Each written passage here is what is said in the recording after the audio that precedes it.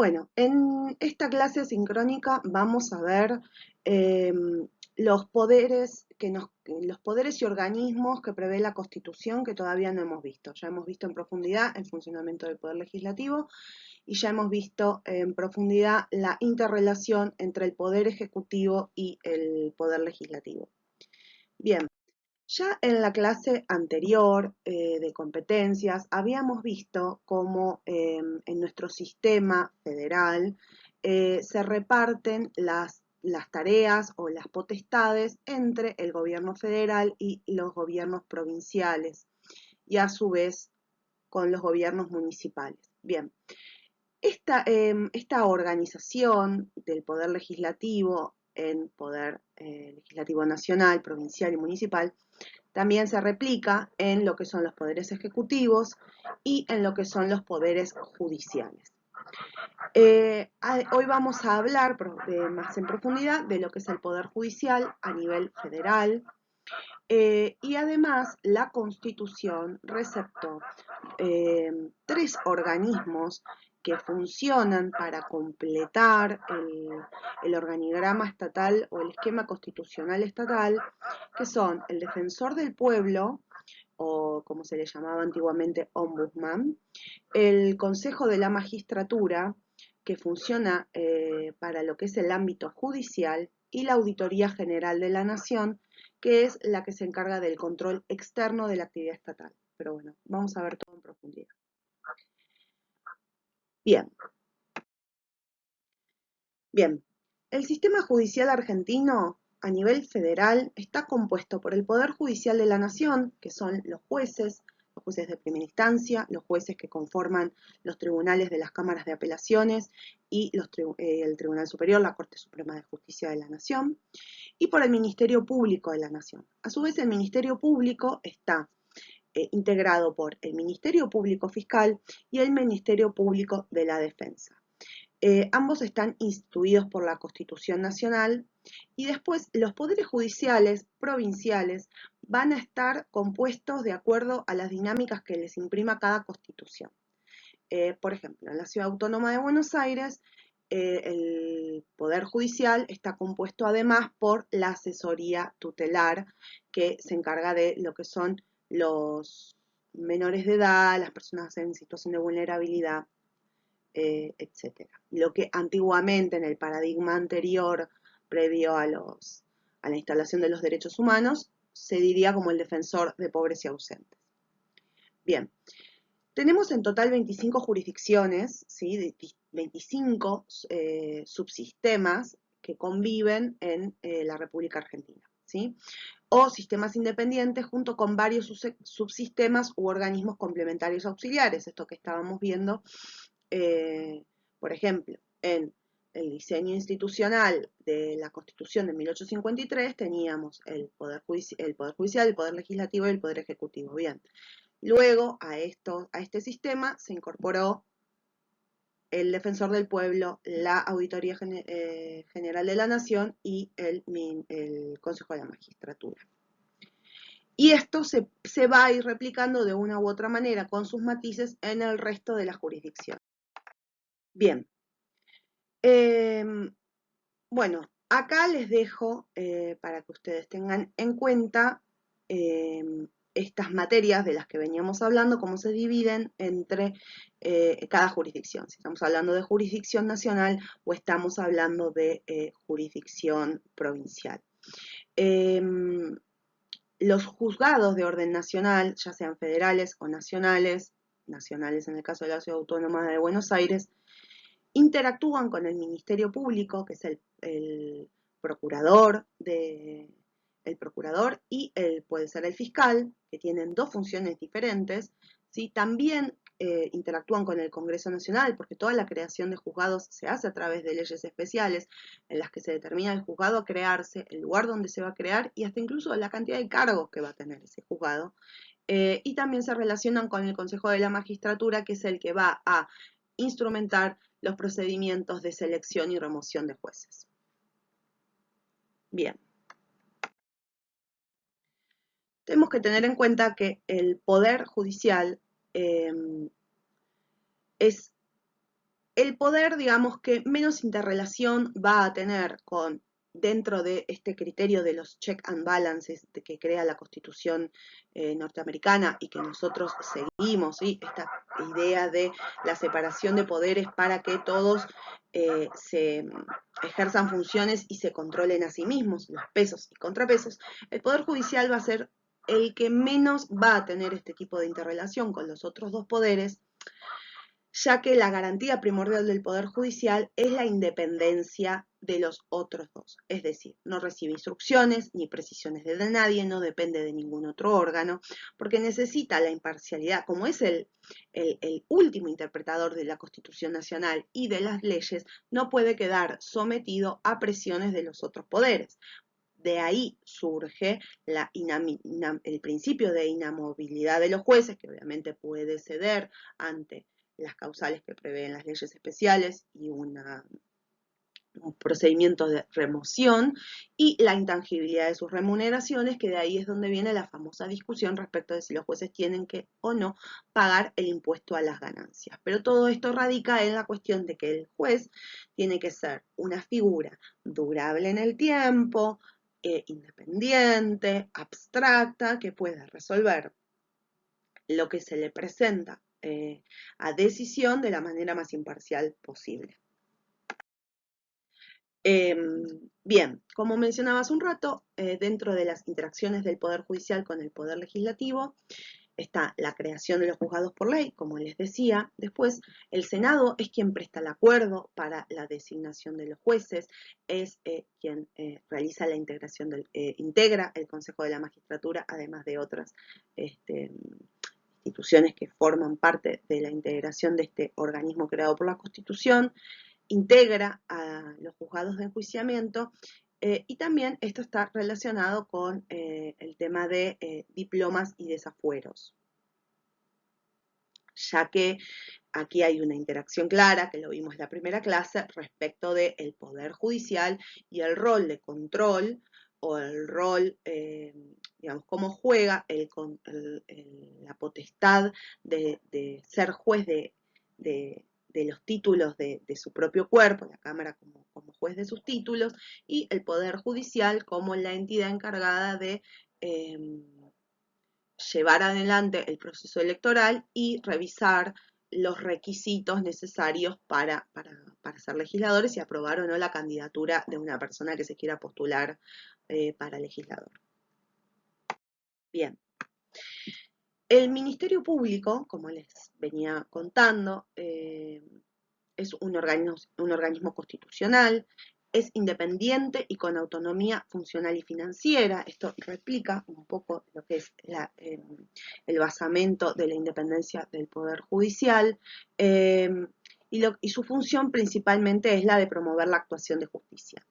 El Ministerio Público en la doctrina es considerado como un cuarto poder, en tanto que otra parte sostiene que se trata de un órgano extrapoder. Estas cuestiones obviamente van a tener su relación o su necesidad de interpretación teórica a la hora de que surjan conflictos, pero bueno, nosotros aquí estamos viendo los lineamientos básicos, como para que ustedes tengan en cuenta.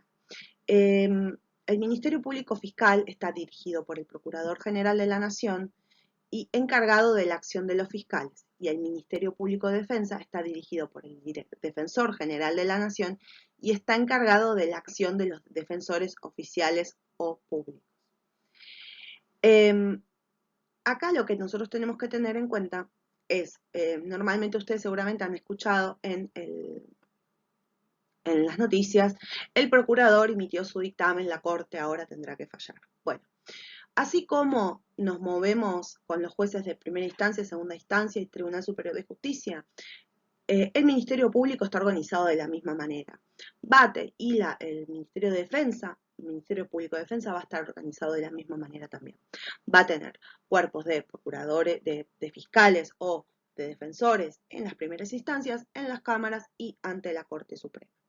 El Procurador General es el que el Procurador General es el que va a dictaminar o al que los jueces de la Corte Suprema le van a pedir opinión respecto a determinados temas, en todos los temas, su intervención para que diga cuál es la postura del Estado respecto de la defensa del interés público. Otro gran tema que, bueno, pero ahora no nos vamos a meter, pero vendría a ser el abogado del Estado. Y el Ministerio Público de la Defensa es el que se encarga de defender a las personas en las actuaciones en las que no puedan adquirir el patrocinio letrado de un abogado de la matrícula, un abogado que ejerza la profesión de manera liberal, porque el Estado tiene que garantizar la defensa en juicio, por lo tanto, si la persona no puede tener su abogado, el Estado está obligado a garantizarle el acceso a un defensor oficial y la persona puede solicitar este tipo de defensa. El defensor del pueblo no forma parte de este organismo, muchas veces se confunde cuando dicen el defensor en las causas penales y entonces se mezcla con defensor del pueblo. Si bien tienen un mismo nombre, son dos organismos completamente separados que cumplen funciones completamente diferentes.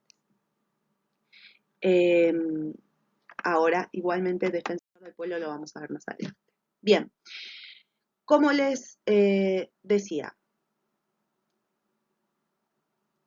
el Ministerio Público Fiscal está dirigido por el Procurador General de la Nación. El Procurador General es el jefe de todos los fiscales que actúan en los tribunales inferiores, nacionales, nacionales para la Ciudad de Buenos Aires y federales para la Ciudad de Buenos Aires y todo el resto de las jurisdicciones. Y a la vez, él mismo es el fiscal ante la Corte Suprema.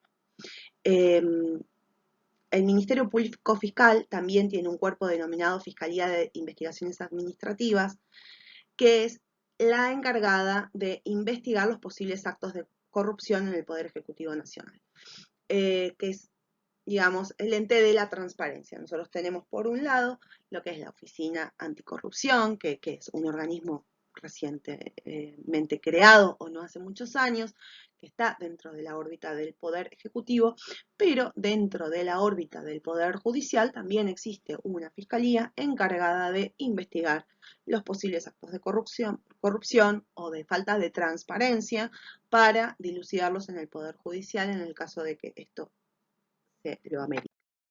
Bien.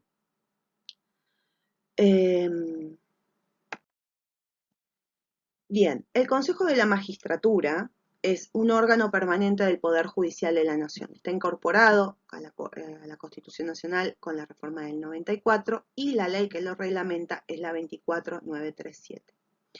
Según la Constitución Nacional, el Consejo de la Magistratura está encargado de seleccionar mediante... Esto estamos hablando, aclaro, respecto del Consejo de la Magistratura Nacional. Después, en cada jurisdicción, cada constitución va a determinar en qué va a consistir, si va a tener o no Consejo de la Magistratura y una ley de la legislatura provincial va a determinar cuáles van a ser sus funciones. Así que esto va a variar también de acuerdo a, estamos hablando de Consejo de la Magistratura Nacional o de las provincias.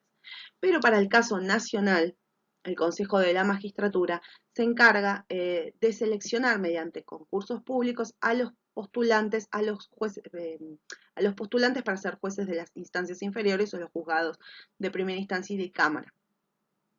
Emite las propuestas en ternas vinculantes, ¿sí?, para el nombramiento de los magistrados de los tribunales inferiores, o sea, hace el concurso público, elige 3 personas que hayan ganado el concurso para postularse al cargo de juez en lo civil del juzgado número 89, bien, o del juzgado federal de Salta en lo criminal y correccional. Tres personas que va a elevar para la terna para la selección. Administra los recursos y ejecuta el presupuesto que la ley le asigna a la Administración de Justicia, así como habíamos visto que la Corte Suprema es la que va a hacer la parte administrativa respecto de, por ejemplo, los plazos de las acordadas. El Consejo de la Magistratura es el que va a administrar los recursos de la Administración de Justicia, el tema del dinero, la caja, cómo se va a hacer la repartija, las resmas de papel, las computadoras, los insumos, etc.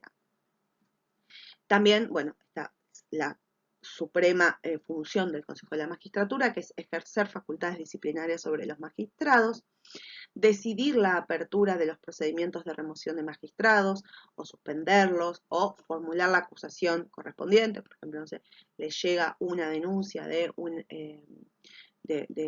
de una persona que actuó en un determinado expediente y sucedió alguna determinada irregularidad, la persona lo denuncia en el Consejo de la Magistratura y el Consejo de la Magistratura es quien va a poder formular la acusación para proceder a iniciar el sumario necesario para dilucidar qué es lo que pasó con ese juez o jueza y ver si corresponde la remoción o la suspensión o alguna medida disciplinaria. Bueno, y obviamente va a tener que ser el encargado de dictar los reglamentos relacionados con la organización judicial. Bien. El Consejo de la Magistratura, recién hace un ratito habíamos visto que el Poder Legislativo tiene una parte importante en la integración del Consejo de la Magistratura. Vamos a ver cómo se compone. El Consejo de la Magistratura en principio está integrado por 3 jueces del Poder Judicial de la Nación, que son elegidos por el sistema DONT, que es el sistema de elección proporcional que se utiliza también para elegir los legisladores nacionales. Para este sistema lo que intenta es lograr una representación proporcional de todas las adscripciones o posiciones que puede haber en un determinado conjunto de personas. Por ejemplo, en los legisladores, el DONT lo que busca es que haya una representación proporcional en el cuerpo de las ideas de las personas que integran el pueblo de la nación a través de la elección de sus representantes que están agrupados en partidos políticos. Bueno, para la elección de jueces del Consejo de la Magistratura, el criterio es similar. Después está conformado por 6 legisladores, que acá no hay sistema DONT, sino que es mediante, obviamente, previo acuerdos políticos, los presidentes de la Cámara de Senadores y de la Cámara de Diputados van a designar 3 legisladores por cada una de ellas. Siempre va a tener que corresponder 2 a la mayoría y 1 a la primera minoría. Esto también, debido al tiempo que duran los integrantes del Consejo y dado las rotaciones de bancas que se pueden producir a lo largo de la historia, ha traído alguna que otra dificultad no menor. Además de los 3 legisladores suplentes, de los 3 legisladores titulares, tendrían que dejar elegidos los 3 suplentes de manera tal que los problemas que se han presentado sean fáciles de subsanar. Bien, además va a haber 2 representantes de los abogados de la matrícula federal, designados por el voto directo de los profesionales que posean esa matrícula. Los abogados, para ejercer nuestra profesión, tenemos que colegiarnos en cada jurisdicción en la que trabajemos. Pero además, en la Ciudad de Buenos Aires, quien se matricule en el Colegio de Abogados ya va a estar directamente incorporado en la matrícula federal, pero en las restantes jurisdicciones, la matrícula federal directamente se solicita en el juzgado federal del lugar donde el abogado tiene su matrícula. Por ejemplo, si estoy matriculada en la provincia de Buenos Aires, puedo sacar mi matrícula federal en el Tribunal Federal de San Martín o en el Tribunal Federal de Bahía Blanca para poder participar en esta elección de estos 2 miembros de los abogados de la matrícula federal para formar parte del Consejo de la Magistratura. También hay un representante del Poder Ejecutivo y un representante del ámbito académico científico que tiene que ser profesor regular de alguna cátedra, de alguna facultad de Derecho Nacional. Bien.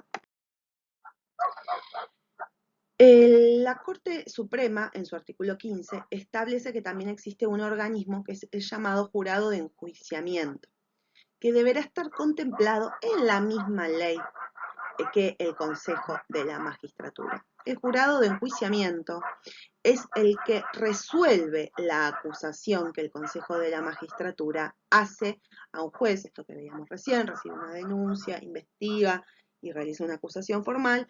Bueno, ¿quién va a resolver esta cuestión? El jurado de enjuiciamiento.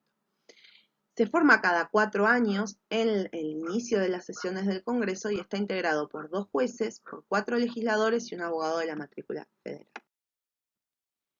Bien. Más o menos estaba mencionando recién cómo era el tema de las ternas para elegir a los jueces. En principio, el Consejo de la Magistratura, que hace este concurso público y elige a tres jueces, se los va a elevar, esta terna va a, a ser elevada al presidente, ¿sí? El Consejo de la Magistratura realiza una preselección de varios candidatos a través del concurso público, elige a estos tres candidatos, eleva la propuesta que se llama terna al Poder Ejecutivo y el Poder Ejecutivo debe elegir a alguno de los tres candidatos para que ocupe el cargo. La terna elegida por el Consejo de la Magistratura es vinculante para el Poder Ejecutivo, ¿sí? No es que el Poder Ejecutivo va a decir, ay, no, ninguno de estos tres candidatos me gusta, entonces vuelvan a hacer el concurso. De estos tres, el Poder Ejecutivo va a tener que elegir. Bien, una vez que el Poder Ejecutivo elige al candidato de la terna, va a elevar el expediente o la postulación al Senado para que el Senado preste el acuerdo con la mayoría absoluta de los miembros presentes en la sesión en la que el acuerdo se trate. Bueno, obviamente no podría ser tratado en una sesión de las que vimos de tipo secreta, pero bueno, en principio todas las sesiones en la historia de la democracia han sido públicas, con lo cual lo tenemos que tener en cuenta, pero no, no parecería ser algo de lo que se da normalmente en la coyuntura. Bien, una vez que el Senado presta el acuerdo, se va a proceder al nombramiento de ese juez. Y esto, como les decía antes, no es un juez a secas, es el juez que va a ocupar el cargo del juzgado número 89 en lo nacional civil, el juez que va a ocupar el cargo de juez en el juzgado federal número 2 de Salta o de Bahía Blanca, en lo criminal y correccional. Bien específico y nominado el cargo para el que el juez está ingresando, ¿sí? No es que se seleccionan jueces y hay banco de suplentes. Bien, bueno, me quedo. Bien. Ahora el juez, una vez removido, habíamos visto que tiene intangibilidad en su puesto, intangibilidad en su remuneración. Pero la intangibilidad en su puesto no es eterna, ¿sí? Hay causales de remoción, las causales son el mal desempeño, los delitos en ejercicio de la función pública, es decir, por ejemplo, no sé, recibo un dinero para, yo iba a dictar una medida cautelar y recibo un dinero y no la dicto, por ejemplo, esto sería un delito en ejercicio de la función pública, o también un crimen común, por ejemplo, estafe a una persona, o robé un banco, o no declaré impuestos de las criptomonedas que compré. Bien, para proceder a la apertura de la investigación se tiene que hacer una denuncia, ¿sí? O de oficio el Consejo de la Magistratura, si toma conocimiento por cualquier motivo, para iniciar la investigación de la causal de la que se trate. Si no comprueba la causal, si la investigación que hace no puede comprobar que hubo un delito, que hubo un mal desempeño o que hubo un crimen común, va a archivar la causa. Si comprueba que hubo una causal, el plenario debe elevar al jurado de enjuiciamiento la acusación. El jurado de enjuiciamiento tiene que permitirle al juez que ejerza su derecho de defensa, que es un derecho que está garantizado en la Constitución Nacional, no solo para los juicios, sino para todas las instancias que una persona pueda perder un derecho o perder un estatus jurídico. La Constitución dice que tiene que darse derecho de defensa. Por ejemplo, si yo en la universidad me pusieron, me quieren expulsar, me tienen que dar el ejercicio del derecho de defensa para que yo pueda argumentar los motivos por los cuales esa sanción no se me debe aplicar. ¿Sí? El derecho de defensa está en todos los órdenes estatales y no estatales de la vida, porque esto ocurre para la universidad pública o privada. Bien. Va a haber un periodo de presentación de pruebas del acusado y del acusador, audiencias públicas, y ahí el jurado de enjuiciamiento va a tener que decidir si lo absuelve o si lo remueve. Si lo remueve, también va a haber que estudiar si aplica o no el inicio de otra acción de tipo penal o civil. No es que solo la remoción termina con la cuestión, o zanja la cuestión, sino que es la puerta de entrada para que se pueda iniciar un juicio civil o penal contra el juez que fue removido o la jueza que fue removida. Bien, ahora vamos a pasar al organismo máximo que tenemos dentro de el Poder Judicial Federal.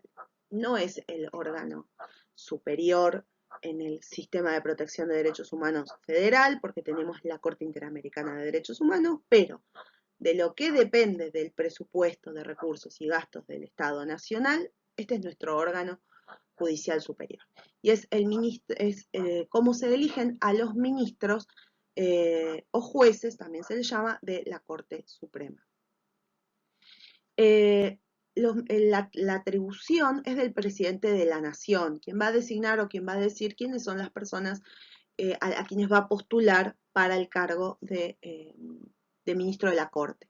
El Senado va a tener que prestar acuerdo con 2/3 de sus miembros presentes. Para los jueces es la mayoría de los miembros presentes, acá es una mayoría agregada, en una sesión pública convocada al efecto. Los postulantes tienen que ser abogados con mínimo de 8 años en ejercicio de la profesión y con mínimo 30 años y las demás calidades para ser senador. La composición, anteriormente, la composición era más amplia, pero desde la ley 26.183, la composición del tribunal es de 5 miembros y el presidente de la Corte y el vicepresidente son elegidos por la mayoría absoluta de votos de los miembros del tribunal y duran 3 años en el ejercicio de esas funciones.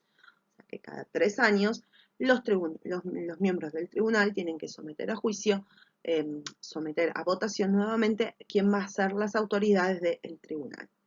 Bien. Algo para tener en cuenta es que el presidente de la Corte integra la línea de sucesión presidencial en los casos de acefalía. Acefalía sería como en el caso de lo que se podría haber producido en el 2001, cuando renuncia el presidente, renuncia el vicepresidente, renuncia el presidente provisional del Senado, renuncia el presidente de la Cámara de Diputados. Si todos renuncian, llega una instancia en la que es el presidente de la Corte quien debe asumir la jefatura de Estado de la República. Además, preside la Cámara de Senadores en los casos, como vimos en juicio político, en que la Cámara de Diputados formule acusación en juicio político al presidente de la República. Y la única forma de removerlos es a través del procedimiento de juicio político que vimos hace un ratito. Bien, tenemos otro organismo que crea la Constitución, que es la Auditoría General de la Nación. Es preexistente a la reforma del 94, pero en el 94 se la incorporó como un organismo autónomo de asistencia técnica del Congreso, o sea, es independiente, pero funciona en la órbita del Congreso. Tiene la atribución del control externo del sector público nacional en los aspectos patrimoniales, económicos y financieros. Nosotros sabemos que al interior de la administración pública, la Sindicatura General de la Nación, que es la que se encarga de auditar de manera interna, pero la Auditoría General es la que hace la auditoría externa. La auditoría, para hacer estos controles, va a elaborar dictámenes y está a cargo del control de legalidad, de gestión y auditoría de toda la actividad de la administración pública, centralizada y descentralizada. Cualquiera fuera la modalidad de organización, dice el texto de la ley. Además, tiene la función específica de intervenir necesariamente en el trámite de aprobación o rechazo de las cuentas de percepción o inversión de los fondos públicos. Bien, ¿esto qué significa? La Auditoría General de la Nación anualmente va a determinar dentro del presupuesto de recursos y gastos de la Nación, están todos los programas y todos los ítems en los que el Estado va a erogar dinero para cumplir con el interés público y con las políticas de Estado que se hayan definido. La GN va a determinar sobre qué proyectos, sobre qué programas o sobre qué ítems va a realizar auditorías y desde ese punto de vista va a poder mirar toda la cuestión del cumplimiento de la legalidad de los actos administrativos o de los procesos que se hayan llevado a cabo, de la gestión, auditorías de gestión, cómo se realizó, qué se realizó, por qué, de qué manera, los procesos que se llevaron adelante, no ya si la ley los prevé o no los prevé, sino el modo de gestionar y también si gastó, si no gastó, si subejecutó, si sobreejecutó, si tuvo que pedir ampliación presupuestaria, etc. Bien. El presidente de la auditoría sí va a ser designado a proposición del partido político de oposición con mayor número de legisladores en el Congreso. Y esta razón tiene que ver con que obviamente la transparencia nos obliga, nos impone, nos aconseja los criterios de transparencia que el controlador no puede formar parte del partido político del controlado, porque acá no somos dioses del Olimpo, somos seres humanos y para tratar de evitar cualquier tipo de conflicto de interés o de situación ríspida, directamente la tarea tiene que quedar a cargo de un integrante del partido político de oposición con mayor número de legisladores en el Congreso, de manera tal de que el partido que forma el oficialismo no quede en este lugar de estar entre la espada y la pared, porque forma parte en definitiva de un mismo espacio político que también es gobierno, con lo cual el controlado y el controlante no pueden formar parte de un mismo espacio y esto tiene toda lógica. Y esto es así en todos los sistemas de auditoría, ¿sí? Esto es un principio básico de la auditoría. Bien, como les decía, la AGN va a verificar el cumplimiento contable, legal y de gestión por parte del Ejecutivo. Controla la exposición completa, clara y veraz de las cuentas públicas, o sea, si estuvo todo a disposición, si estuvo todo publicado, si estuvo todo informado, la transparencia, ¿sí? Pero no coadministra, ¿sí? No va a decirle tenés que ir por acá o tenés que ir por allá o hace esto o cambia, no va a coadministrar. Va a examinar hechos, actos y documentos y después va a hacer su informe de auditoría, que va a incluir comentarios, conclusiones, recomendaciones y asesorar al Poder Legislativo respecto de cómo está llevando la Administración Nacional la administración de la hacienda pública. Pero no es que va a poder modificar o cambiar el ritmo de la gestión como se esté llevando. Bien, ahora vamos a pasar al defensor del pueblo. Les decía hace un rato que no confundamos lo que es defensor oficial con defensor del pueblo. El defensor del pueblo es la figura que antes se conocía como el ombudsman. En 1994 se lo incorporó en el artículo 86 de la Constitución Nacional y se lo colocó dentro de la órbita del Poder Legislativo, pero es un órgano independiente, cuyo fin es la promoción, protección y defensa de los derechos humanos frente a los actos, hechos u omisiones de la administración pública. Ustedes dirán, actos y hechos es un sinónimo. Bueno, en realidad, para el mundo jurídico no son sinónimos, sino que actos son aquellos que tienen una instrumentación jurídica y hechos son cuestiones que no tienen instrumentación jurídica, que no tienen un acto administrativo. Un hecho es que yo prenda un encendedor, por ejemplo, y cause un incendio en la oficina de presupuesto del Congreso Nacional. Es un hecho. Pero lo hice en mi carácter de asesora, por ejemplo, ¿no? De integrante. Bueno, esto es no es tan burdo, pero para que ustedes entiendan. El acto es una firma de un contrato o la emisión de una ley y un hecho es una situación que no está configurada dentro de lo que podría ser un acto administrativo. Bien, él puede controlar a todo lo que es la administración central y descentralizada, sin distinción, a las empresas estatales, a las empresas con participación estatal. Todo.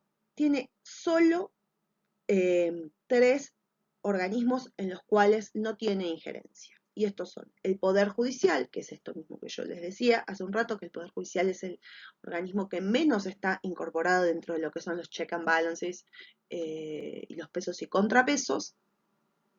El Poder Legislativo, porque obviamente el Defensor del Pueblo está dentro de la órbita del Poder Legislativo. Bueno, acá quedó viejo la Municipalidad de la Ciudad de Buenos Aires, que ya no está entre nosotros, con lo cual en la órbita federal, con lo cual esto lo dejamos de lado, pero los organismos de defensa y seguridad son otros organismos que están dentro de la administración central que no pueden formar parte del área de competencias del defensor del pueblo. El defensor es designado y removido por el Congreso de la Nación con el voto de las 2/3 partes de los miembros presentes de cada Cámara, y también es una mayoría grabada.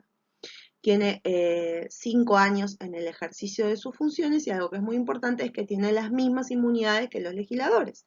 Son las inmunidades que vimos en las clases anteriores respecto de inmunidad de arresto e inmunidad de opinión y no inmunidad de proceso. Pero bueno, esto es muy importante, ¿sí? O sea, en ese sentido está equiparado a un legislador. Bien, ahora, si tenemos el Congreso de la Nación que dicta las leyes, tenemos el Poder Ejecutivo que las lleva adelante, tenemos el Poder Judicial que ordena y dentro del Poder Judicial tenemos a los jueces que deciden, a los procuradores que defienden los o fiscales que defienden los intereses del Estado y los de defensa que defienden a las personas cuando no tienen recursos para defenderse. ¿Cuál es la función del defensor del pueblo? ¿Para qué está? Bueno, el defensor del pueblo tiene 2 funciones, las preventivas y las reparadoras. Cualquiera puede acudir al defensor del pueblo si considera que hay un hecho o acto u omisión de la administración que le lesiona un derecho humano, el derecho a la vida, el derecho a la salud, el derecho a una vivienda digna, trata, migrantes, amplio, ¿sí? Entonces, el defensor del pueblo puede recibir denuncias y tiene amplias facultades de investigar los hechos y lo que se le está exponiendo o expresando en la denuncia. Puede investigar, puede criticar, puede opinar, puede recibir las denuncias. Para eso todos los organismos del Estado tienen una obligación de colaborar, puede producir prueba, puede llamar gente, etc. Que ahora las vamos a ver un poquito más en profundidad. Ahora, las segundas son las reparatorias, que es cuando una vez que las preventivas no funcionan, o la urgencia, o porque ya hay una cuestión judicial planteada, son las que se ejercen a través de la legitimación procesal. La Constitución Nacional, ustedes saben que para actuar en juicio uno tiene que estar legitimado por las leyes, por los códigos, las leyes de fondo o por las leyes de forma. Y en lo que respecta a las legitimaciones procesales de los organismos estatales, también están reglamentadas o en la Constitución o en las leyes. La legitimación procesal es yo puedo demandar o yo puedo ser demandado. En este caso, la Constitución Nacional prevé que el defensor del pueblo puede demandar al Estado por el incumplimiento o por actos, hechos u omisiones que lesionan derechos humanos fundamentales. De personas, de una persona, de un grupo de personas o de varias personas que no estén definidas, ¿sí? Puede ser el colectivo de consumidores y usuarios y no sabés bien los nombres y los apellidos, pero bueno, el colectivo de consumidores y usuarios. Bien, esta legitimación procesal es la que le va a permitir demandar a los organismos jurisdiccionales que se reparen las violaciones de los derechos de los derechos que hayan sido vulnerados por estos hechos de acción, estos hechos, acciones u omisiones. Bien.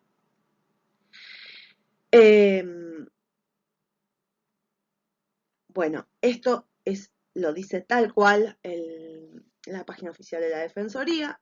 donde aclara que es un colaborador crítico y no litigante, porque la Defensoría quiere precisamente evitar los costos y las dilaciones que suponen los procesos judiciales. Sin embargo, bueno, así como el procurador, el Consejo de la Magistratura se replica en las distintas jurisdicciones, el defensor del pueblo también se replica en las distintas jurisdicciones y hay otros defensores que sí tienden a usar su legitimación procesal en las jurisdicciones provinciales para litigar contra el Estado o defender los intereses de las personas. Porque, por ejemplo, en materia de defensas del consumidor, ustedes saben que normalmente la problemática de defensa del consumidor es la empresa de telefonía me puso un cargo de 25 centavos todos los meses. Entonces, si yo reclamo esos 25 centavos, voy a tener que hacer una erogación muy grande de abogados y perder tiempo por algo que patrimonialmente no me dañó tanto. Ahora, en conjunto, si tomamos los 75.000 usuarios de ese servicio, vamos a ver que mensuales, vamos a ver que ese daño patrimonial es muy grande y ese beneficio sin causa es muy grande también. Entonces, para ese caso están las asociaciones de defensa del consumidor que pueden reclamar, pero también está el defensor del pueblo, que está legitimado procesalmente para defender a los usuarios y los consumidores en causas colectivas. O también está para, tiene legitimación procesal para cuestiones de amparos ambientales. Bien, esto lo van a encontrar en la ley del defensor, de la creación de defensor del pueblo, y acá vamos a ver lo que son la actuación preventiva. El defensor del pueblo puede iniciar y proseguir de oficio o a petición de cualquier interesado la investigación conducente a esclarecer, bueno, actos, hechos o omisiones, como yo les decía antes, ya sea de la administración o de sus agentes, que impliquen algo, un ejercicio ilegítimo, defectuoso, irregular, abusivo, arbitrario, discriminatorio, negligente, gravemente inconveniente o inoportuno. Bueno, esto va a ser, es valorativo, ¿sí? Va a haber que ver, incluyendo aquellos capaces de afectar los intereses difusos o colectivos. Acá le da amplias funciones de investigación, ¿sí? Y acá hay algo muy interesante. Los legisladores, tanto provinciales como nacionales, pueden receptar las quejas y hacérselas llegar directamente al defensor del pueblo. Esto también es un acto de interconexión con el poder legislativo y el defensor del pueblo. Bien, ahora bien, el defensor del pueblo, cuando realiza una investigación, supongamos que no llega a ser necesario hacer un juicio, sí va a poder emitir recomendaciones, comentarios, etcétera, a la autoridad que, o ya sea a la persona o a la gente que fue acusado de un ejercicio ilegítimo o defectuoso, o a la autoridad máxima de ese agente. Sí, puede ser, no sé, puede ser un empleado de planta permanente, pero también podemos estar hablando de un ministro. Entonces, por ejemplo, estamos hablando de un empleado de planta permanente, un director o un gerente o un subsecretario. Bueno, el defensor del pueblo va a poder notificar al ministro de la cartera respecto de esta cuestión, con las recomendaciones y con las consideraciones pertinentes. Pero no puede modificar o sustituir o dejar sin efecto las decisiones administrativas, ¿sí? Eso es el único que tiene el poder, es el que haya firmado este acto administrativo. Y sí, bueno, le puede proponer modificaciones de criterios o cosas que sirvan para mejorar en esto que veíamos antes de el espíritu crítico del defensor del pueblo.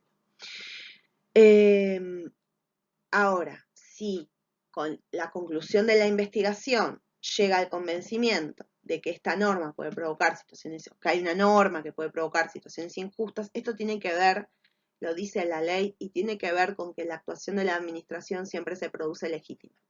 Entonces, como hay una presunción de legitimidad, la ley no va a decir la norma está mal, la norma es inconstitucional, o el defensor no va a decir la norma es inconstitucional, porque solo el único que lo puede decidir es un juez, pero puede decir, mira, esta norma, esta aplicación está lesionando a tal y tal colectivo con tal y tal situación, y en este caso podría entonces proponer con la iniciativa parlamentaria que tiene, que lo vimos, quienes pueden presentar proyectos de ley, podría proponer al Poder Legislativo o también a la Administración, mediante el informe que le mande, la modificación de la norma.